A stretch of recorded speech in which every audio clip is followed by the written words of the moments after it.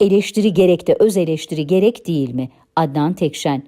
Politika sözcüğünün kökeni eski Yunanca'ya kadar uzanıyor. Polis, yani şehrin işlerini düzenleyip yürütmek için izlenen yol, yöntem. Bir de mecazi anlamı var ki o da karşıdakini etkileme için başvurulan yöntem ve yaklaşımlar anlamında. Ama bu anlamda bir uzlaşma, iyi geçinme çabası da var. Korkmayın, sizi etimolojik deşelemelerle yoracak, malumat furuşluk yapacak değilim. Bugün geldiğimiz noktada politika ya da siyaset hayatımızın her alanını kuşatan bir olgu. Çok partili yönetim biçimlerinde siyaset, partiler odaklı konuşulan bir kavram. Bizim gibi modernleşmelerini bir sözleşme kültürü üzerinden yürütemeyenler için siyaset bir çatışma alanı. Çünkü herkes diğerini hayat tarzını gerçekleştirme ve düşüncelerini ifade edebilme karşısında bir rakip, bir tehdit olarak görüyor. Siyasi dilde bu nedenle günümüzde bir çatışma ve ötekileştirme diline dönüşebiliyor kolaylıkla. Özgür sivil alanın azaldığı yönetim biçimlerinde siyaset, gücün kullanıldığı en önemli araç haline gelebildiğinden mücadele de siyasette yoğunlaşıyor. İdeolojiler siyaset üzerinden şekilleniyor ve ifade ediliyor. Yönetim erki siyaset üzerinden hem bir rant paylaşımı hem de ötekine tahakküm aracı olarak büyük rağbet görüyor. İktidar seçkinlerinin yönetim erki ve birbiriyle ilişkileri de yine bu güç ekseni etrafında tezahür ediyor.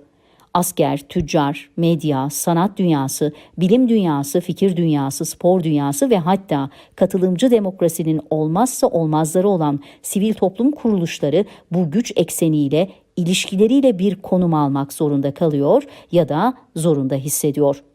Yönetici seçkinlerle diğer seçkinlerin ilişkileri böyle bir süreçte ister istemez erki tahkim etmenin aracına da dönüşüyorlar. Böyle bir ortamın en büyük açmazı sistemin kilidini açmaktaki zorluk. Düşüncenin rahat nefes alamadığı ortamlar iki türlü yanlış mecraya yöneliyorlar. Eleştirmek bu şartlarda sürekli bir ihanet ve dış güçlerle işbirliği suçlamasının tokadıyla karşılanıyor. Bu suçlama ve huşunetli tavır eleştiriyi nitelikli ve yapıcı bir üslup ve yaklaşımdan hırçın, seviyesiz bir mecraya itiyor. Merdiven altı eleştirilerse toplumsal hasılaya katılabilecek potansiyel enerjiyi ajitasyon ve provokasyonun piyonları haline sokuyor. İşte tam da bu noktada tavuk mu yumurtadan çıkar, yumurta mı tavuktan kısır döngüsünde dönüp duruyoruz. Oysa düşünen insan, eleştirel bakabilen insan demektir. Bu kısır döngüde iflah olmaz muhalifle eleştirel bakan insanı birbirinden ayırmakta zorlaşıyor. Ülkemizin tarihi bu ayrımı yapamamanın talihsiz sonuçlarıyla malul bir tarihtir. Hangi dönem olursa olsun fark etmez. Özellikle siyaset alanı bu aymazlığın acımasızlığa dönüştüğü bir alandır. İnsanların birbirlerini siyasi mesafelerle tanımlayarak ona göre yaklaştıkları bir ülkede birlikte yaşama kültürünü sindirebilecek bir sözleşme oluşturmak neredeyse imkansızlaşır. Bunun en büyük sonucu da doğal olarak enerjimizi ülkenin kalkınmasına değil, birbirimizle didişmeye harcamak müsrifliğidir. Bu durumlarda dış tehdit ve düşmanlara da ihtiyaç kalmaz. Bu düşmanlığı birbirimize karşı cömertçe ürettikçe, hain üretmede de tüm yeteneklerimizi ortaya koymaktan çekinmeyiz. Her dönemin söylem ve algısında hep ötekiler, hep ihanetler uçuşur havada. Eleştirel düşüncede bu ihanet söyleminden payını bolca alır ve kekelemeye başlar. Bu ortam, korku imparatorluğu senaristlerinin ellerini ovuşturarak efendileri için zenginleştirilmiş ve çeşitlendirilmiş senaryolar yaratmaları için verimli bir ortamdır.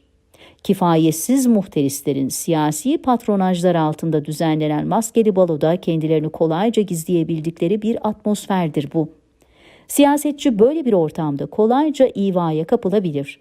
Taç giyen baş gönüllü mü uslanır, zorunlu mu anlayamazsınız.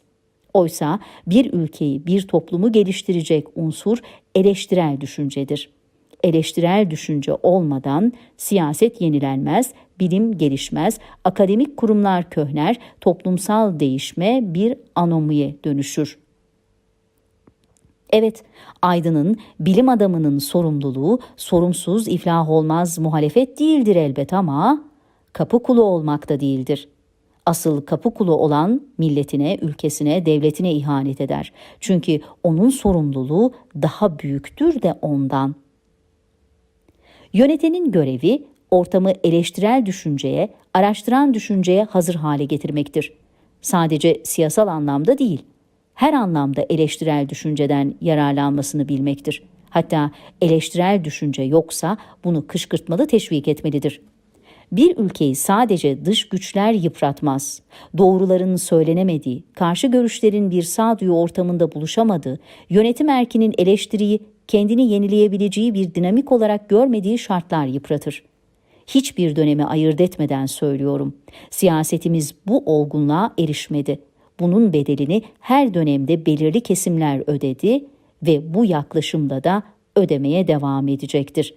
En kötüsü, yukarıda sözünü ettiğim iktidar seçkinlerinin tutumudur.